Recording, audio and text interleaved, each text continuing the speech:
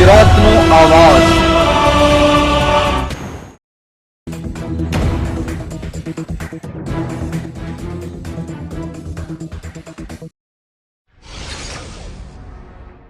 વડોદરા જિલ્લાના કરજણ તાલુકાના હલદરવા ગામ નજીક ટ્રક અને બાઇક વચ્ચે અકસ્માત સર્જાતા ભાઈ બહેનના કરુણ મોત।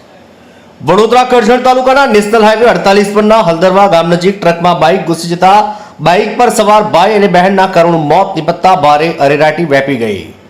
પોલીસ સૂત્રોમાંથી પ્રાપ્ત માહિતી અનુસાર એક ટેકનિકલ ખામીને કારણે રોડ ઉપર બંધ હાલતમાં પડેલી ટ્રકની પાછળ ધડાકાભેર નોકરી અર્થે જતા બાઇક સવાર ભાઈ બહેન ઘૂસી જતા શરીરે જીવલેણ ઈજાઓને પગલે ભાઈનું ઘટના સ્થળે જ્યારે બહેનનું સારવાર દરમિયાન કરુણ મોત નિપજતા પરિવારમાં ઘેરા શોકની લાગણી પ્રવર્તી રહી છે।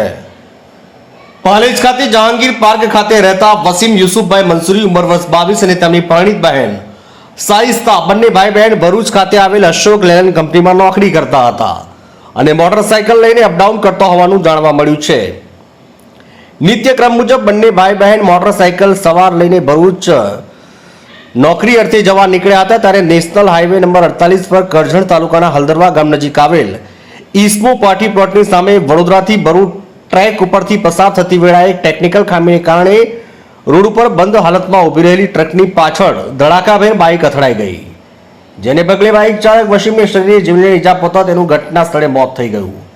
જ્યારે બાઇક પાછળ બેઠેલ બહેન સાઈસ્તા મોઇન મંસૂરી ઉંમર વર્ષ 24 મૂળ રહેઠાણ ચામેઠા નસવાડીને માથાના ભાગે ગંભીર ઈજાઓ થતા પ્રથમ ભરૂચ સરકારી હોસ્પિટલ અર્થે ખસેડવામાં આવે, જ્યાં તેનું સારવાર દરમિયાન મોત નિપજતા પોલીસે અકસ્માત મોત હેઠળ ગુનો નોંધી કાયદેસરની કાર્યવાહી હાથ ધરી છે। માજથી મોહસિન કારાનો રિપોર્ટ।